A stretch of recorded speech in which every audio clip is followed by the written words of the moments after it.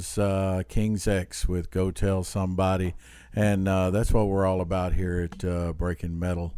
And we've got somebody I'm going to tell you guys about. We've got our boys from Oblivion Myth in the house. How about it, guys? All right. Hello. How you doing? Hey, we got Keith and Tim here. You guys just got through checking out your show the other day and had the privilege of seeing that and recording it for Breaking Metal TV. How about that? We'd love to see it. Yeah, because we haven't even seen the would. footage yet, but yeah. Yeah, it's It was a fun show. yeah, it was a fun show, man. It was a great lineup too. It was a lot of fun. Raised a lot of money for Vanderbilt, the Monroe Carroll Jr. Hospital. Yeah, had Yeah. the Barbie Conspiracy, Vampire Bleach Bomb, and War All the Time, and Oblivion Myth. Apparently the first 4 bands to ever do a benefit for Vanderbilt Children's Hospital. How cool is that, guys? It was very cool. I was honored. Yeah. Yeah, and we've raised $800. Oh, really? From what I heard that night.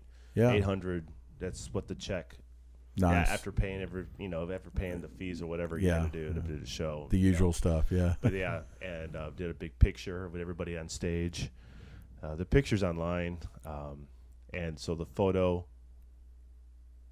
with the money is being given to them. So Is it one of the big checks that like you get from Publishers Clearinghouse? Or Well, whatever? Is it one they of had the a big giant ones? banner. I didn't see a giant check, but yeah, hopefully it'll be Yeah. big You enough ever to see be that impressive. video online where the guy's like trying to cash that thing going all over the place? right. Yeah, they never It's show it's you like when you 6 take it by to the 8 bank. foot check and they can't get it nowhere.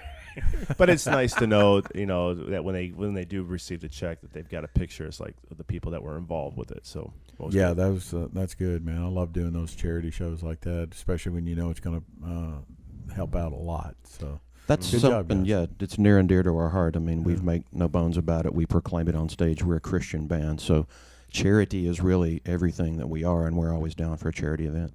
hey, man, I really appreciate right. it too. Hey, you guys have a new CD coming out, don't you? We do. yes, Inside the Mirror. I tell you what, you guys played a lot from that CD live the other day, didn't you? Played half of it. Yeah, we played half First of half. it. Yeah. We did a quick 30-minute set, yeah, which was 6 songs, but Mhm. still, it was a quick 30 minutes. yeah. The album's about 65 minutes long. Oh, see, there you go. Yeah, Full length. It's Yeah, a big work, yeah. I can't wait to play the rest of the songs. I know that when we have a CD release, album, I like to say album release, party, show, whatever, we're gonna play the whole album, not from front to from beginning to end, but we're gonna mix up the songs from the track order in order for us to do it live. But we're gonna play every song from the album live, so it should be about a little over an hour set. Yeah, It's gonna be great. yeah. I can't wait to see that.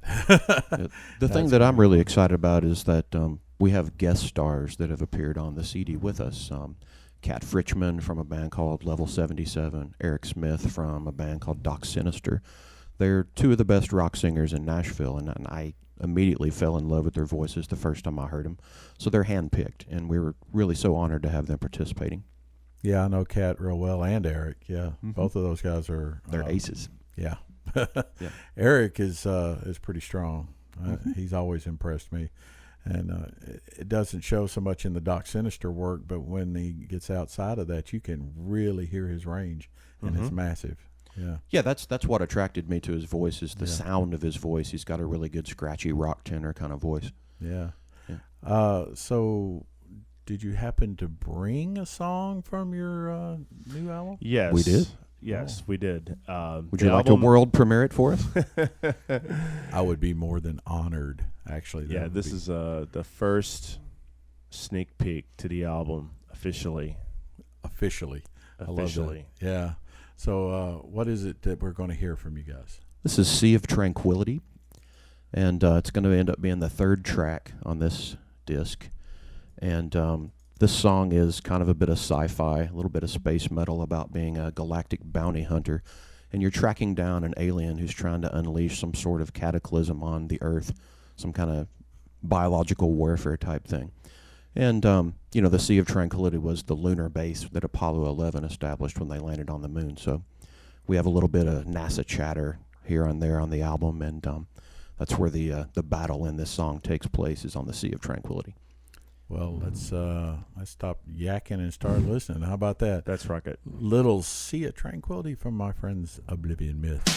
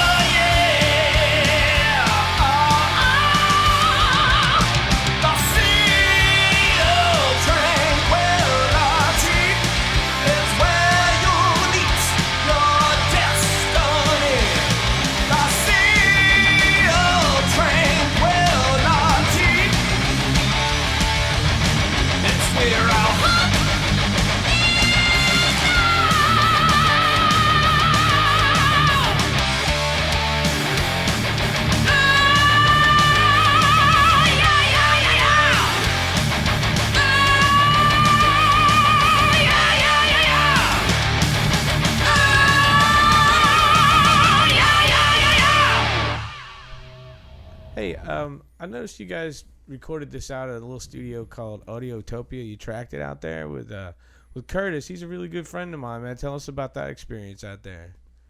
Yeah, I'd actually been in a band briefly with Curtis like 10, 12 years ago, around 2005 and 6. So I knew that he was a very talented musician, really good guitar player. Oh, And, insanely good. Like, he doesn't even play like that anymore. Like, he's like Uli John Roth good, but he doesn't play like that. Well, the song we just played, that was Curtis playing the guitar solo, so I think he cuts loose when we tell him to. I've been trying to get him to jam like that forever. All he wanted to do was cover Partridge Family tunes in the style of Slayer. Hey man, do not diss the Partridge Family, man. We all know they want to. No, That's we funny. wanted to do it, but you know, Come on, get happy. right? But yeah, it was a great experience. With Curtis has a nice facility there. He's got just so much equipment around. It's like going inside the Jawa sand crawler. You just see piles Right? of Yeah, equipment. that's a good way to put it. Star Wars reference. You're my new best friend, my brother. Yeah. But he's great to work with. He's very skilled. He knows his equipment. He knows his software. He's brutally honest without being mean. You know, Well, just he's say not it, mean now. Do it again. Do it again. He's mellowed out He's over mellowed. time. He used to be mean. That's what he 'cause told us. mellowed, yeah. I've only known him since like last summer. He's originally from New Jersey, so he's that kind of guy. So, Right. but I always likened him to like a wizard. He's old, he's cranky, but he knows his shit. Yes. Yes, he does. Don't ask him no questions how he does nothing, or you'll get that. That's funny. And Yeah. then, bam, it's done. You know, and it's like, and you're sitting there like, hey, he's incredible, man. He's an incredible producer. He was very helpful when I was in there tracking everything, and we would like ideas, and I would come up with some things, and I was kind of like building and coming up with the leads, the solo sections, and things like that, and he would tell me if it was cool or it stunk or whatever. Yeah, he'll tell you the And truth he, right he up. gave me some ideas, and he didn't play the guitar for me. He didn't write what I was coming up with, but he gave me suggestions, and he was just real good feedback and good producer skills. Good coach. He was a good Yeah. coach. It was a good experience, and I felt very comfortable working there, and I was able to get in the zone, and wasn't very stressful at all. Except for I was stressing myself out, because I'm recording. You tend to do that anyway. I know you. Yeah, I do. It's just You the get way I am. like hard drive fear like I do. It's like, I know this. As soon as I hit play, it's like, oh, Oh damn. man, it's terrible. again. We're already working on songs to go in there to do a third album, and I'm pretty sure we're going to go back to Curtis. Oh, yeah. Yeah. There's no reason not to. I mean, Well, we the can quality afford on him, that and he's is good to work with. Yeah. Yeah, He he did was- some really good quality work. Yeah. Yeah. And I've always said about all the producers or self-proclaimed producers or whatever here in Nashville that there's really only a handful that know how metal works and how to capture it and how to lay it down, and he's one of those guys. I can't tell you how many I agree. times I've heard a CD that it's a metal band. You got this great sound live and everything, and then when you put it in and you listen to the CD and you're going, pop producer, country producer, country in this yeah. town, like the Yeah. vocals way out front, even though they don't need to be, you know. And Right. So to get somebody that really understands it like Curtis does, that's a really cool thing. Yeah. Right. Now, Yeah. Curtis was the recording engineer in this case. He did just a little he bit didn't of mix mixing, but actually our producer and the final mix and master is Andy Freeman, who was the original singer in Oblivion Myth on the first CD. So he's in Florida, right? Yeah, he lives in Yeah. Florida now. Ocala, Florida. Mm-hmm. Yeah. That's Yeah. So we tracked everything from the end of July to the end of November, pretty much weekends. On weekends, yeah. We all Yeah. got day jobs, and so we do these things on the weekends and try to do as much as we can. But it was like 81 hours of tracking, and it's been in the mixing stage since Christmas. Hundreds of hours of mixing.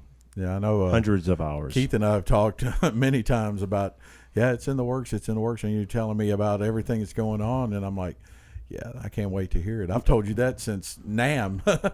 Yeah. When I saw you at Oh NAMM, yeah, that was like last July. Yeah. We were just about to go in to record in about 2 or 3 weeks from the NAMM, Summer NAMM in Nashville Yeah. in 2015. Yeah. And I said, yeah, we're tracking drums the last weekend of July. Yeah, how about and that? that was 2 days. So Yeah. it's been a long road, but it's gonna be worth it. I've been waiting for this second album to come out for the past 8 years. We originally recorded Between Light and Shadow, the album, the first album debut, had Patrick Nickel on drums, Chris Selby on guitar, Patrick White on bass, Andy Freeman on vocals and keyboards, and myself. And we recorded that album actually in 2006. It was just Patrick, Chris, and myself. And then we added Patrick in 2007, and then we added Andy in 2008. He joined the band as he was the producer, but he joined in 2008 as the lead singer, and he added keyboards, added his voice, and that's the album that's been out there ever since. So it's 2008. Wow, That's so been you guys 8 are years. due. We've been recording and writing, and we've attempted to record this album many, many times with other people in the past, during the past 6 years. I think 2010, 11, and 12, we were trying to get this album recorded with the old lineup, but it just didn't happen. There's a reason for everything. Yeah. And we started working with Tim right when Ray LeGrand said he was going to be leaving the band. Yeah. So I immediately started working with Tim. And a month after Ray's last show, we had already been working with Tim for about 3 months, and then we made him official September of 2014. Yeah. We started recording demos on GarageBand, and we worked on demos and worked with Bob. We didn't even have a bass player. We had bass player. We had Patrick White for a little bit, but he ended up leaving the band. We worked on those demos until it was time to record, which was last July. Yeah. Right after NAMM. Yeah. Wow, that's cool. It's been a long road. Yeah. And it's been long overdue, and I've been very patient. So now you have your baby. Yeah. So Yeah. So when are we expecting the release date on this? Well, we got a new mix from Andy like yesterday, and Yeah. we've got to digest that for a few days. And honestly, we hope that it's done, and when it is done, we send it to the printers. Right. And we got to plot a CD release party somewhere, and we think it's got to be up in Nashville because we love Main Street, we love playing down there, we love Murfreesboro, we love those people, but the sad reality is that there's a whole lot of people that won't go down to Murfreesboro. And they feel like they got to why pack a have lunch. just it's one? like 25 miles, and they feel like they got to pack a lunch to get there.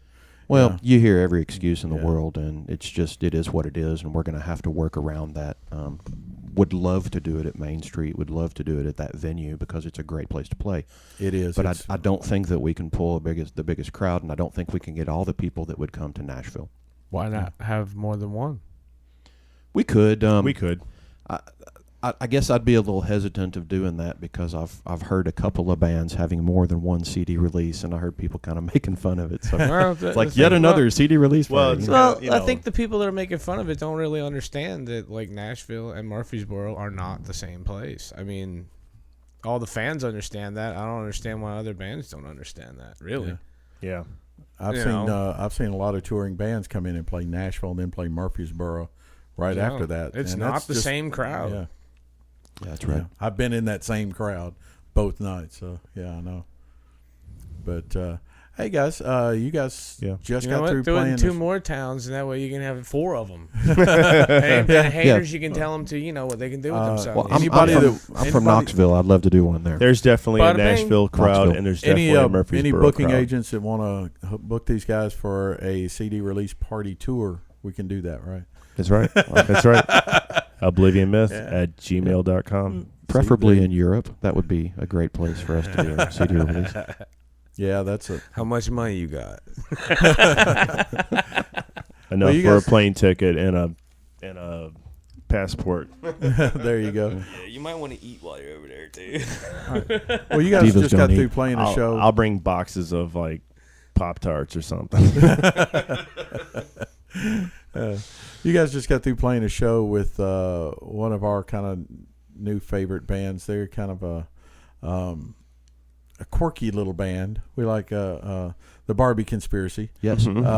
They were highly entertaining. So let's Yes. go back and take a listen to one of their songs. This is Sure. This is a song called Tinkerbell Design.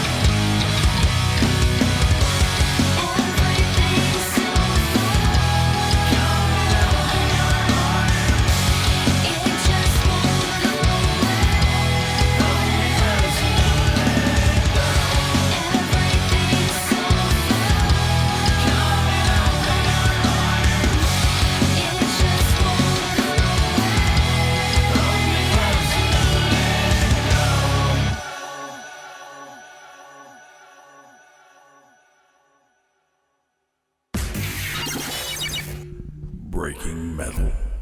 Hey, this is Tim McDonald from Oblivion Myth. We're in the studio today with Breaking Metal. Yeah. Oh, yeah. Awesome. So that was the Barbie Conspiracy, a band we played with last week. Got a fresh young vocalist named Lexi. Yeah, they were entertaining as hell, weren't they? They were. They were. Yes, it was they like were. something I didn't expect, and Yeah. you know, with the lineup that you had, and then had those guys in there in front of them, and it was like I don't know, it was just like a fresh take. It was just something that There was something for everybody. yeah, Yeah. absolutely, and enjoyable. I mean, the dude with the keyboard player, The had keyboard, all yeah. lit up. yeah, that was pretty bizarre. Never seen that before. No, it was his rave gear. It was awesome. And I tell you what, I do know two of the musicians in the band, and they're both outstanding musicians in their own right. And to put in that kind of show was refreshing to see, because a lot of people take the show business out of it, and just, you know, I don't know how many times I've seen a band stand up there and looks like they just got off from work, and you know, not a lot of movement in there. But that's a part of the growing process that we have, and you can tell a seasoned band when they come up on stage, and that was kind of cool. So you guys up there, especially with the new bass player Kevin Butler, we all know. Kevin is awesome. He is the. He's a great musician. From one bass player to another, I think he is, and God, I don't want him to hear this, but I think he's one of the best bass players in the world. Yeah, We're very happy to have him in the end band. of it from that He's- guy. I know, and He's definitely one of the best I'll bass probably players in Nashville, that's for sure. He's I'll probably already on Facebook. I'll probably hear from Michael Johansson. I think he too. is, yes. But Yeah, and your vocals are amazing, and I mean it was a good vocal Thank you. night that night. So having a female vocal up there was kind of refreshing too. I like seeing a good That was their female second show, so they're Yeah. brand new to the scene. Yeah, and they're Yeah. gonna be huge. I think. I'm looking forward to it, and I know I like female vocals. I know you like female vocals too. I absolutely adore female vocalists in heavy metal, and there are some talents that a lot of the American people that like metal just haven't heard yet. The band Battle Beast from Finland has had two spectacular. I mean, we're talking real metal singers, not operatic, not thin voices, not girly voices. Like They throw down. Evanescence The Yeah, first singer, Evanescence. Nita Valo, was incredible. One of my favorite singers. She sounds like Janis Joplin, but singing metal. And then she had a baby, left the band, and they replaced her with a girl named Nora Luhimo. And Nora is a buzzsaw. She is just an absolute. She calls herself the war goddess, and I'm That's inclined to appropriate. agree. But it goes beyond that. Just discovered a band called Unleash the Archers. They're from Canada. And they have a girl named Brittany Slays, and she has incredible high range, and not operatic. I mean, like Ann Wilson, rock Yeah. high range that just Love stratospheres, Ann. man. She is an incredible singer, and I come up listening to Rob Halford and all that, so the whole falsetto high note thing is kind of second nature to me. It's a huge challenge to try and sing with the girls because they're naturally in that voice range. So Yeah. it's a workout. So yeah, Battle Beast is really one of my favorite bands. They've been around since 2010. They have 3 CDs. Everybody needs to check them out. Well, I tell you what, you just said everybody needs to check them out. So shall we force it down them? Let's do it. All right. And This is Nora. all right, and this is going to be Battle Beast. You're going to love this. Oh yeah. Me, I want what's coming to me. Oh, well, what's coming to you, Tommy? The world, Chico. And everything in it.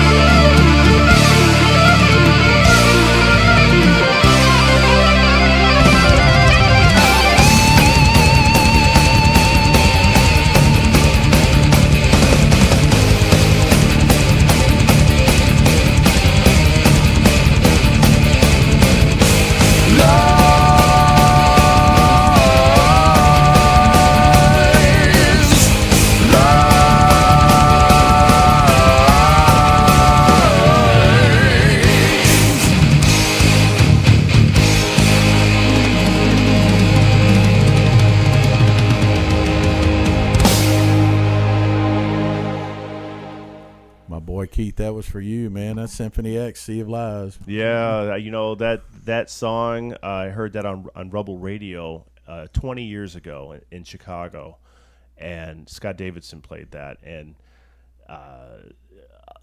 that band and that song, they played an extra song. That was the second song off the Divine Wings of Tragedy, but I was also into Dream Theater at the time, and those bands helped me get through the 90s. Yeah, there Oh, was amen. a lot to get through, wasn't it? Yeah, because in the 80s, I was in the thrash metal. I was with Megadeth when they came out with that first album, in 85, but I was already into Metallica and Exodus, and Exodus came out that year too, 85, and Slayer and everybody. Yeah. And then when we got into the 90s, Queensryche was still happening, but then all this grunge stuff started coming out. But then all of a sudden, there's Dream Theater. And then Symphony X. I was like, thank you, And then we got later on into, by the end of the 90s, and then all of a sudden there's like this mass explosion of like this In Europe. European Opera metal. Yeah. And it was great. It's just like, thank you, and the European scene, metal scene, has been great, has been flourishing ever since then. Yeah, that's the thing, to me, America put heavy metal, they nailed it into the coffin and sent it back to Europe about 1990. But there it arose in might, and we had bands like Helloween and Accept, and then Nightwish, and then Nightwish kicked off a whole decade of opera metal where you had bands like Camelot and Epica and Therion. It's insanely good bands with such deep talent. Camelot is probably my favorite band. Roy Khan is definitely my favorite singer. Oh yeah. See, I can see that. Yeah.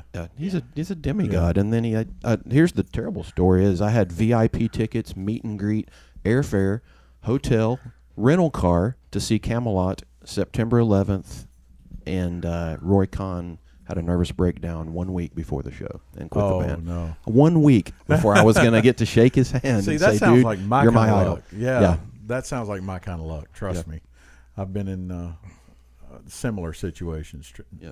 But Keith, says Symphony X and Dream Theater got him through the 90s. For me, it was probably Helloween and Accept and Halford, his solo projects. Yeah. Fight, and then Nightwish and opera metal took off, and I never looked back. Oh yeah. I really can't think of any American metal bands I like, except maybe Oblivion Myth. Right. During the 90s, I switched to punk rock, like obscure punk rock that nobody else heard of, but like maybe 5 people, like all the English punk rock and stuff like that. Because quite honestly, to me, metal got boring after like 92. So I just switched to punk rock. It was all pure attitude, and that's what later on reintroduced me to Slayer, because that's, Yeah, well, then there's Slayer. There's always Slayer. All right. Well, cool, man. Well, I'll tell you what, these guys are, if you've never seen them, I highly recommend going and seeing Oblivion Myth. And you want to tell them where they can find you guys online anywhere? Or? Yes, reverbnation.com/Oblivion Myth, youtube.com/Oblivion Myth,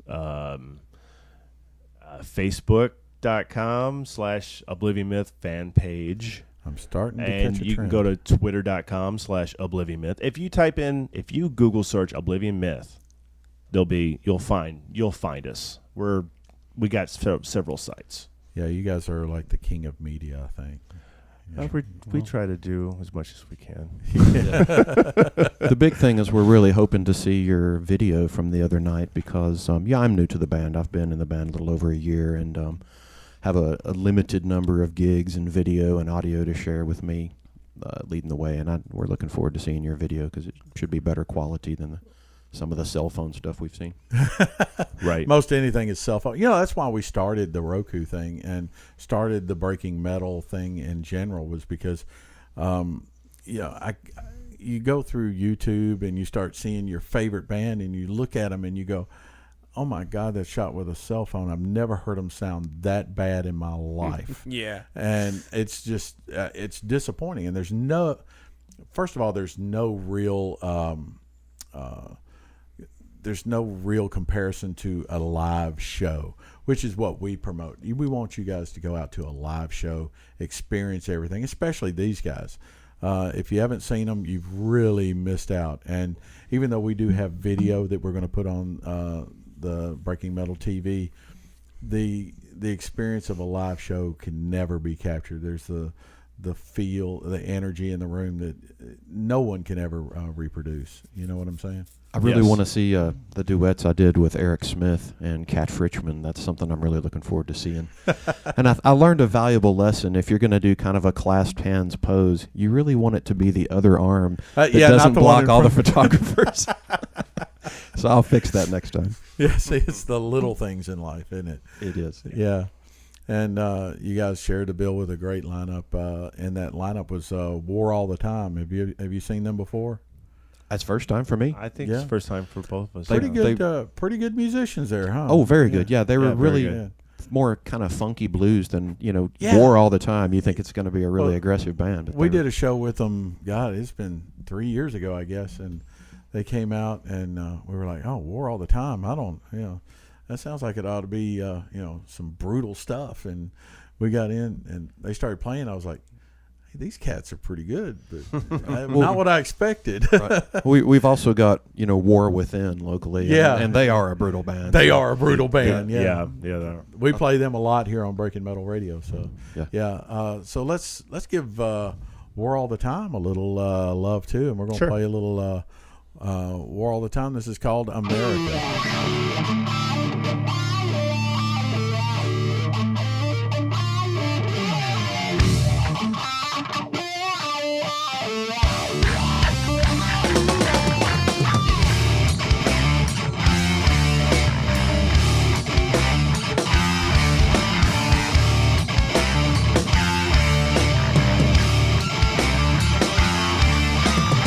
I see the violence burning up the street, raging uncontained.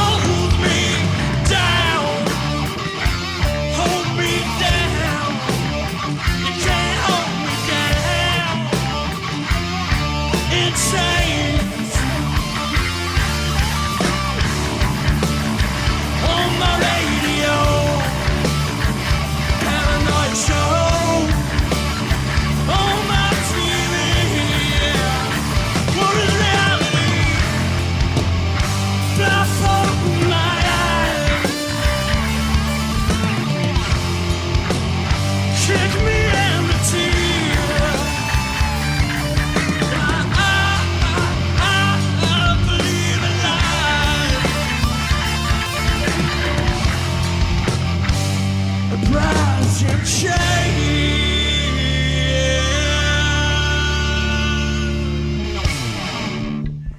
All right, that was War All the Time with America, and we're still here with our friends Oblivion Myth. We've had a blast sitting here talking with you guys, and time is flying, isn't it? I've enjoyed it very much. Time flies when having fun. Yeah, and when you're talking about good music and good people, so and you guys have both in spades. I tell you, your entire band is just good people.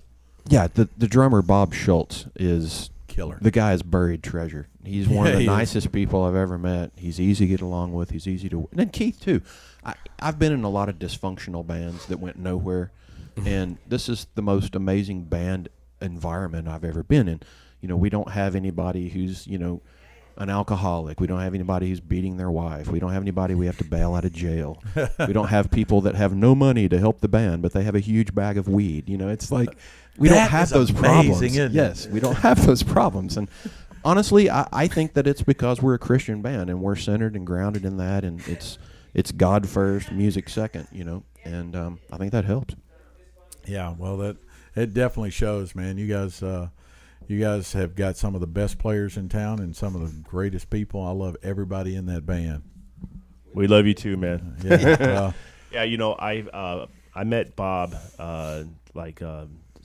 August of 2011, and he wasn't quite sure he was like this was he couldn't play the music, or if it was the right step for him to go to, and but I didn't give up. I called him back just before Christmas at the end of 2011, and I said, are you playing with anybody right now? Or, what do you think about playing with us, So then we started working together since the beginning of 2012, and here we are 4 years later, and we've done some crazy fun stuff ever since then. A lot of shows and at least 50 gigs, right? I mean, at least in Indiana and Ohio and Kentucky and just all over to Illinois. We've hit around, but there's so much more to do.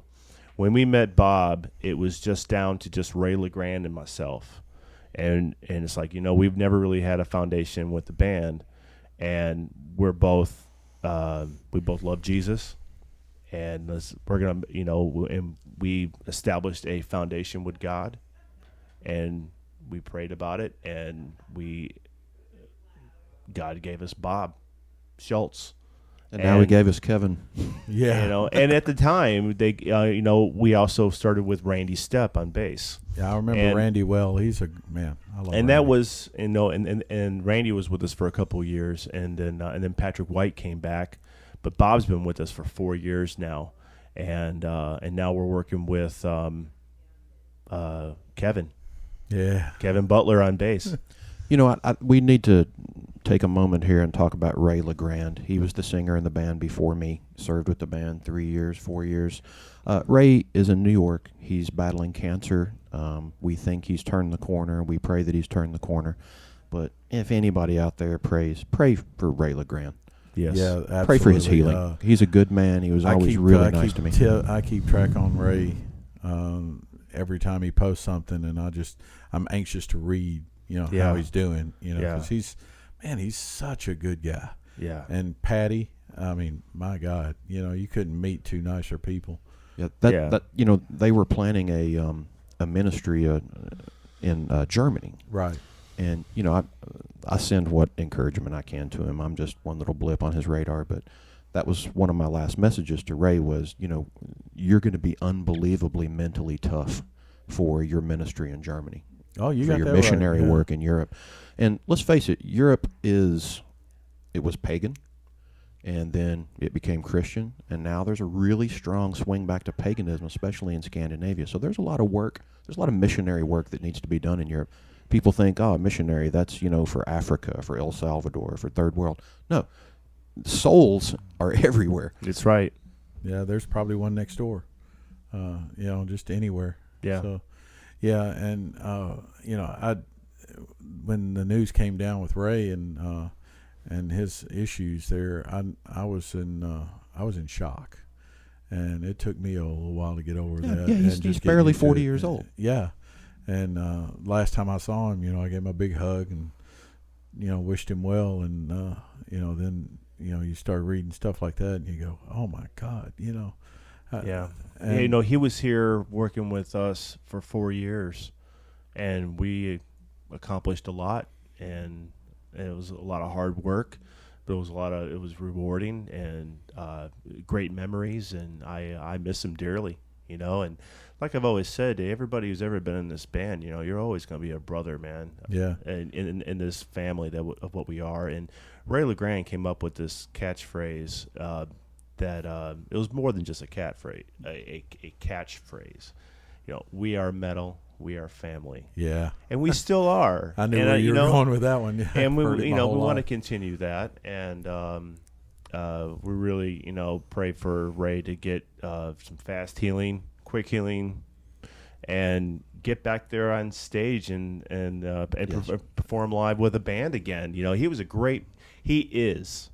I'm not gonna say was. He is. Ray LeGrand is a great front man, great vocalist, and he needs to get back out there. I remember we did a show with you guys at Main Street, a few years ago, and Ray was the front man, and that was the first time I'd seen you play, and it was Ray and Randy, Mm-hmm. and I was sitting there just blown away at not just the way he played, but his offstage manner as well. When he came and talked to us, it was just like we'd known each other for decades.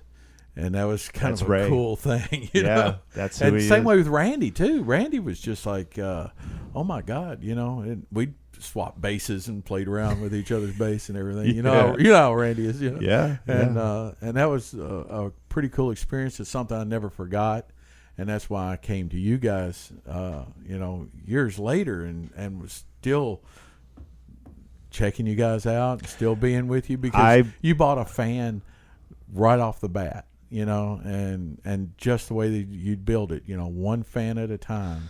And Thank you. I've always been a fan, and ever since that first moment.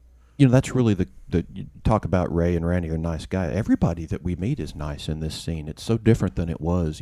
I moved here in like '87. Young kid back when hair metal was peaking and all that was getting ready to change. Back then, that $1 million contract was still possible. That $100,000 advance was still possible. And the bands were really competitive and mean and cutthroat and bitchy. Part of it was, the makeup and the hairspray and all that. That gives you attitude. But Well, yeah, and you start breathing enough of that hairspray in, and then you just kind of I've been in some of those dressing rooms where you go, oh my God, nobody strike a match. It's That's terrible. it's rough, man.